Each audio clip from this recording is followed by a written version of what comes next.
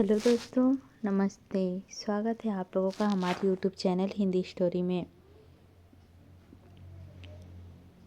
हम लोग रेत की मछली उपन्यास सीरीज का आज एपिसोड 6 सुनेंगे। उसके पहले के सारे एपिसोड मेरे चैनल पर अपलोड है। रेत की मछली कांता भारती द्वारा रचित एक महत्वपूर्ण उपन्यासों में से एक है और ये काफ़ी प्रसिद्ध भी है। तो चलिए बिना लेट किए हुए हम लोग शुरू करते हैं। रेत की मछली उपन्यास अध्याय 6। कोई और समय होता तो लौटने पर अपनी फूल बगिया की जो हालत थी उसे देखकर मैं रो पड़ी थी।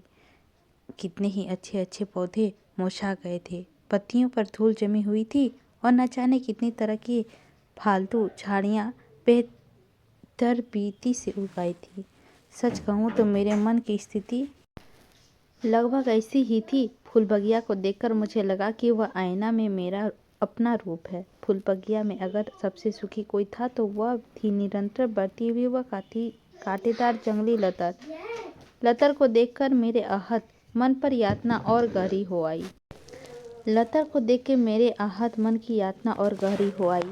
वह लतर जैसे मेरी नियति पर व्यंग कर रही हो।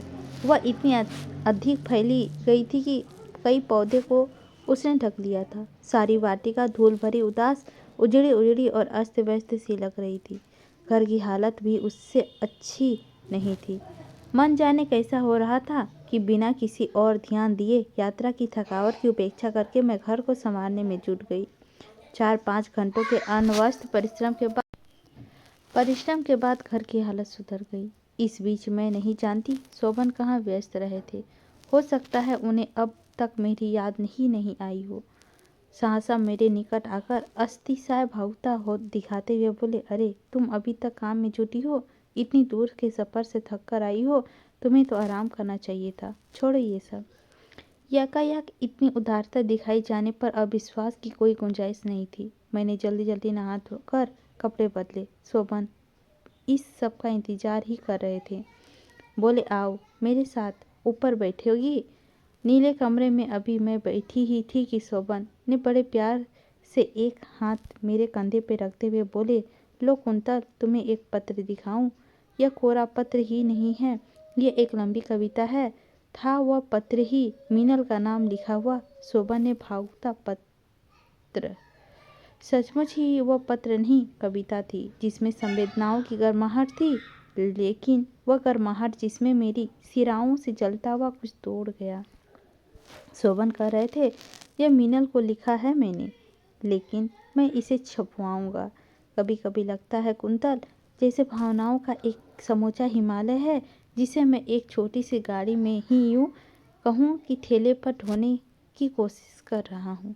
सहसा वह उछल पड़े, सुनो कुंतल, मेरी अगली किताब का नाम कैसे रहेगा? संवेदनाओं का हिमालय।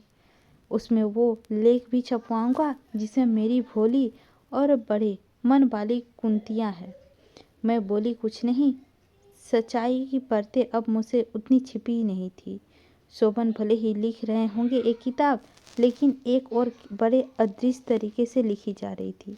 नियति की, मेरी अपनी नियति की किताब। जैसे फूलबगिया की वह जंगली लतर अनायास उठ रही थी और फूल रही थी, उसी तरह मेरी नियति की यह किताब बड़े चुपचाप लेकिन बहुत ही स्थिर गति से लिखी जा रही थी। हो सकता है मेरे मन की बात शोभन ने पहचान ली हो, लेकिन फिर भी उस समय उन्होंने जाहिर नहीं होने दिया। बड़े प्रेम से मुझसे बोले, 2-4 शब्द तुम भी लिख दो कुंतल, मीनल को बड़ा अच्छा लगेगा, बल्कि वह बहुत प्रसन्न होगी। उन्होंने कई बार आग्रह किया मैं पत्र लिख दूं। हारकर मैंने कहा, लिख दूंगी नहीं, अभी लिख दो कुंतल। न मैं बल्कि हम दोनों शाम को घूमने चलेंगे और ये पत्र स्टेशन में डाल देंगे। शोभन ने समझाया। शोभन की बात बहुत अच्छी नहीं लगी, फिर भी मैंने सोचा कि अब वह पत्र लिखे बिना उपाय नहीं है। पत्र तब तक शब्द कैसे उतरे मैं नहीं जानती। जैसे कैसे करके पूरा हुआ, मुझे ऐसे लग रहा था कि जैसे शोभन मुझसे ही फूलबगिया की वह जंगली लता खींचने को कह रहे हैं और मेरे हाथ यांत्रिक गति से उस सवार रहे हैं। सींच रहे हो या पाल रहे हो, कोई कहीं कोई अपने दर्द को पालता है? अगर हाँ तो उसका उदाहरण हूँ मैं कुंतल। स्वास्थ्य अच्छा नहीं था। पेट में शोभन का संतान और आत्मा में शोभन का प्रख्यात किए हुए मैं अपने स्वास्थ्य से जूझ रही थी। स्वास्थ्य गिरता जा रहा था। मतली आती तो लगता जैसे सारा शरीर किसी निचोड़ लिया है। दर्द का हिमालय ढोने का वह कर्म अटूट हो गया था। दिन में शोभन पत्र लिखते, उसमें बचे हुए हिस्से में मेरा हस्ताक्षर हो जाते और शाम को शोभन कहते, चलो कुंतल थोड़ा टहल ले, टहलने से तुम्हारा स्वास्थ्य अच्छा रहेगा। वह टहलना भी अजीब था। रोज चले हुए रास्ते पर ही बार बार चलना होता था और वह रास्ता फुलबगिया से शुरू होकर रेलवे स्टेशन पर लगे हुए 1 लीटर बॉक्स तक ही जाता था और वहां से रास्ता जयो का त्यों वापस आता जाता था। पत्र लिखना और उसे स्टेशन से लेकर लेटर बॉक्स में डालना, वह पत्र का उत्तर का इंतजार और फिर पत्र। फुलबगिया की उस जंगली लतर का दूसरा नाम हो सकता है पत्रों का एक सिलसिला या एक और नाम, ढोया जाने वाला दर्द का हिमालय। ओह, मेरे सिर में टकरा क्यों नहीं जाता यह हिमालय।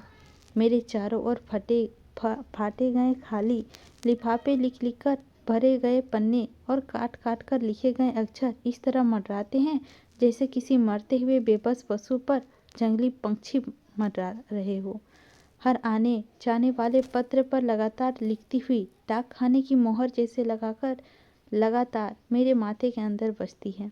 ढक ढक ढक। डॉक्टर की जांच की और बताया कि मुझे एनीमिया है और बहुत ज़्यादा कमजोरी है, रक्तचाप बहुत कम है। वहाँ से लौटी तो फुलबगिया से होकर गुजर रही थी तो मेरी दृष्टि उसी जंगली लतर पर पड़ी। जाने कैसे मुझे लगा कि कोई प्राणी है जिसका रक्तचाप बिल्कुल ठीक है और स्वास्थ्य बहुत अच्छा है। वह बड़े व्यंग से मुझे देखकर मुस्कुरा रही है। मुझे अपने पैरों का कंपन महसूस हुआ, माथे पर पसीना छलक आया और इतनी अधिक कमजोरी महसूस हुई कि लगा दरवाजे के अंदर जाते जाते गिर जाऊंगी। किसी तरह मैंने शोभन से कहा। वे सहारा देकर अंदर ले गए। मुझे पलंग तक ले जाकर बोले, अच्छा कुंतल, मुझे तो यूनिवर्सिटी जाने में देर हो रही है, मैं लौटते ही दवा लेता आऊँगा। और हाँ, शायद मीनल का कोई पत्र या तार आए तो सावधानी से रख लेना। यह कहकर वह व्यस्त से ऊपर चले गए। शोभन चले गए। वे वैसे ही वहाँ थे। यह अनुभव करने में मुझे कठिनाई ही हो रही थी। मन स्वस्थ नहीं था, इसीलिए ज़्यादा कुछ सोचने की इच्छा नहीं हुई। उसकी वे पंक्तियाँ एक बार चेतना की तैर गई। रक्त कमल के बिना क्या होगा, मुझे मुरझाने के बचाने के लिए अपना सर्वमांग लगा दूंगी। कितना सर्व शोभन या कुंतल का। शाम को फिर वही आग्रह। उन्होंने बड़े लगन से 2 पृष्ठों का पत्र मीनल के लिए लिख डाला था। सारे दिन की घुटन क्षण भर में मेरे ऊपर गिर आई। सुबह मेरा स्वास्थ्य इतना खराब था, लेकिन इतने सहज ढंग से शोभन ने कह दिया था कि उन्हें यूनिवर्सिटी जाना है। यही नहीं, ऐसे समय में भी उन्हें यह नहीं भूला कि मीनल का पत्र आ सकता है जिसे सहेज कर रखना होगा। मुझे ऐसे अनुभव हुआ कि फुलबगिया की एक ऐसी पौधा हूँ जिसे शोभन के एक किनारे कर दिया है और उस फुलबगिया के कांटेदार जंगली लतर फैला दी है। यहाँ तक कि यूनिवर्सिटी से लौटने के बाद उन्होंने स्वास्थ्य के बारे में कुछ पूछने के बजाय मीनल के पत्र की जिज्ञासा की।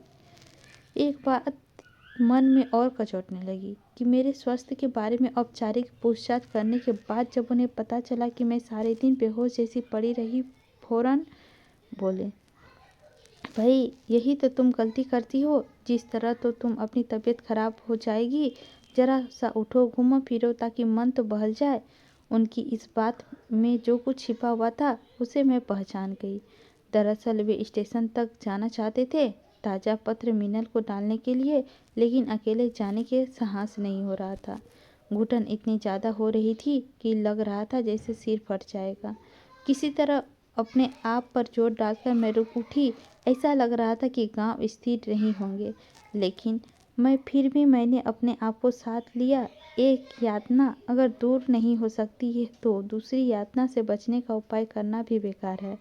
मैंने सोचा, घर से अभी थोड़ी दूर ही आए हैं कि शोभन ने कहा, पहले स्टेशन चलते हैं, वहाँ पत्र डाल दे, फिर घूमेंगे। इस बात की असहमति जाहिर करने की इच्छा मेरे मन में पैदा होती भी है तो उसे दबा देती। हाँ, स्टेशन पर खत डालने के बाद मैंने कहा कि अब वो सीधे घर ही लौट जाना चाहिए। शोभन ने कंचित आश्चर्य से मेरी ओर देखा और अनमने से बोले, क्यों? मैंने उस क्यों का उत्तर नहीं दिया, केवल घर की ओर लौटने को चली। उत्तर हो भी क्या सकता है। एक बार सोचा कि सब कह दूं, लेकिन फिर साहस नहीं हुआ। आज सोचती हूँ कि मेरी वह भीरुता ही मेरा दुर्भाग्य है।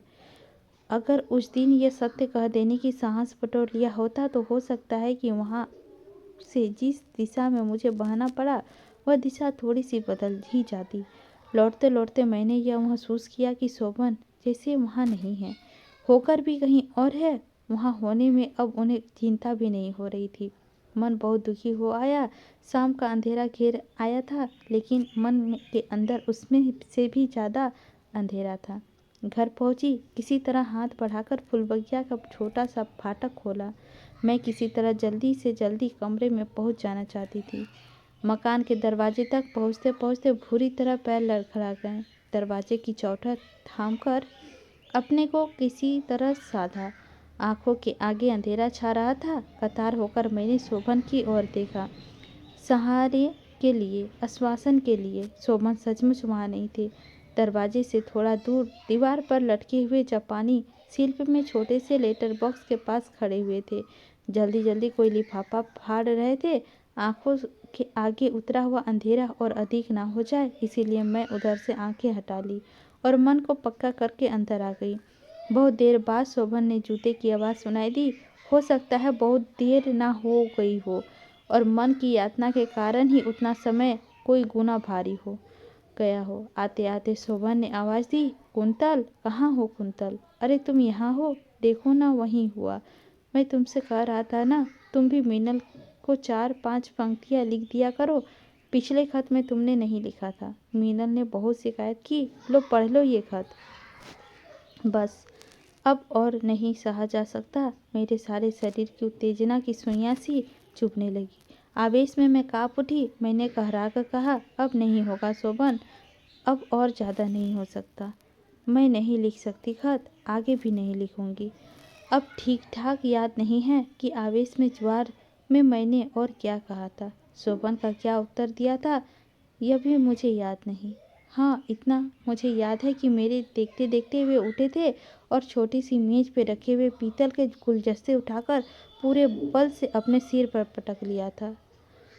मैं एकदम सन्न रह गई। देखते देखते शोभन की कनपट्टी से होकर सूख रक्त की एक धार कुर्ते पर आ गिरी।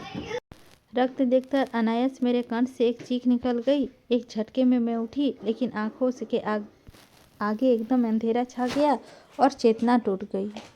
थोड़ी देर बाद जब मुझे होश आया तो मैंने देखा कि शोभन की माँ मेरा सिर अपनी गोद में लिए बैठी थी और शोभन कह रहे थे कि वे ऊपर से कुछ उतर रहे हैं कि अचानक उसके ऊपर फूलदान गिर गया और चोट आ गई। इससे आगे और अधिक कोई बात ही नहीं हुई।